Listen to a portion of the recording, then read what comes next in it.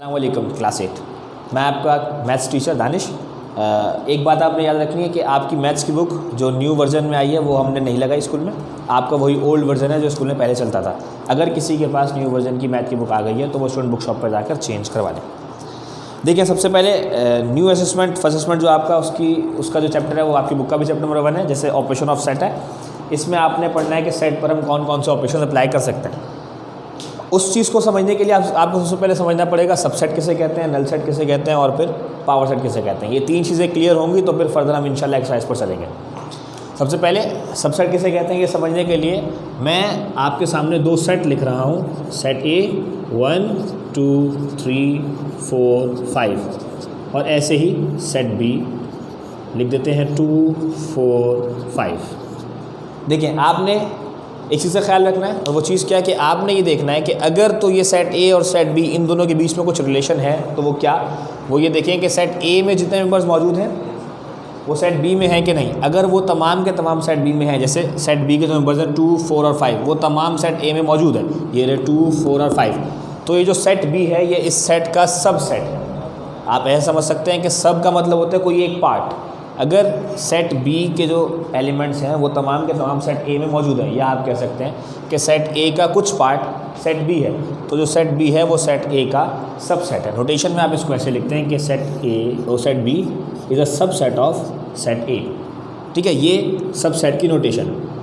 Clear हो गई बात? एक दफ़ा फिर से देख लें कि सेट बी के जो मेंबर्स हैं अगर वो तमाम के तमाम सेट ए में मौजूद है या उनमें से कुछ भी हैं तो आप ये कह सकते हैं कि जो सेट बी है वो सेट ए का सब सेट है। ठीक है, अब हम आते हैं नल सेट पर। नल सेट किसे कहा जाता है? नल सेट कहा जाता है कोई भी ऐसा सेट जो एम्प्टी हो,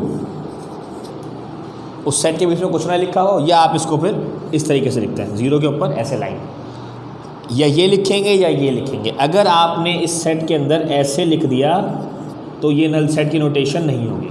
नल सेट या फिर एम्प्टी होता है, उसमें कुछ भी नहीं होता, या फिर आप उसको सिंपली इस तरीके से लिखते हैं, ब्रैकेट नहीं बनाते। ठीक है, पावर सेट पर आते हैं। पावर सेट किसे कहा जाता है कि एक सेट से आप कितने उसके सब सेट पॉसिबल्स जो हैं वो बना सकते हैं, वो उसका पावर सेट कहलाता है। फॉर एग्जांपल, अगर मैं ये सेट बी लेता हूँ आपके सामने 2 4 और 5, ठीक है, तो इस सेट बी के जो पावर सेट है वो कैसे बनेंगे? सबसे पहले आप याद रखेंगे जो पावर सेट है उसको ऐसे लिखते हैं, पावर सेट ऑफ बी। इसका एक सिंपल सा फॉर्मूला है कि आपने 2 की पावर n लिखनी है। ये n जो है ये n डिपेंड करता है कि इस सेट बी में मेंबर्स कितने हैं। इस सेट बी में कितने मेंबर्स हैं? 1 2 और 3 मेंबर्स हैं। तो आप इस n की जगह 3 पुट करेंगे और हमें पता है 2 की पावर 3 मतलब 2 की पावर 3 होती है 8। हम ये कह सकते हैं कि इस सेट बी के 8 पावर सेट बनेंगे।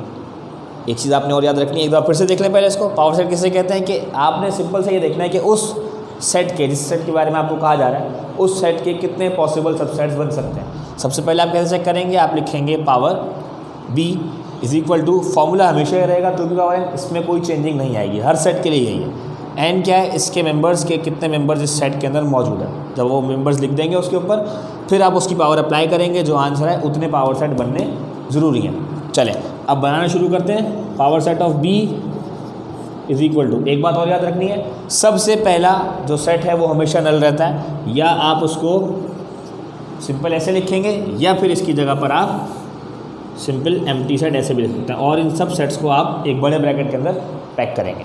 ठीक है, सेकंड सेट, आप उसके बाद हर एक मेंबर जो है इसका वो अलग अलग सेट बनाते जाएंगे। 2 4 5, जब इनके तमाम तीनों मेंबर्स के अलग अलग सेट बन गए तो अब आप इनको पेयर में लेंगे। पेयर में कैसे लेंगे? 2 के साथ 4, फिर 2 के साथ 5, उसके बाद जो अगला पेयर बनेगा इसका वो कौन सा होगा? इसका अगला पेयर होगा 4 के साथ 5। कितने हो गए? काउंट करें, 1 2 3 4 5 6 7 हो गए। सारे पेयर भी कंप्लीट हो गए, सिंगल भी कंप्लीट हो गए। अब क्या करेंगे? अब आप इन तीनों को एक साथ लिख देंगे 2 4 5, तो ये बन गए इसके आपके पावर सेट, और एंड में इसका ये वाला ब्रैकेट जो आपने यहाँ ओपन किया था उसको यहाँ पर क्लोज कर देंगे। ये सारे के सारे आपके बन गए पावर सेट। पावर सेट और सब सेट में फ़र्क सिर्फ इतना है कि जब आप सब सेट लिखेंगे तो आप ये वाला ब्रैकेट जो एंड में आपने बनाया था ये ब्रैकेट आप नहीं बनाएंगे, और पावर सेट जब आप लिखेंगे तो आपको ये ब्रैकेट बनाना ज़रूरी हो जाएगा। इतनी बात क्लियर है? चलें ठीक है।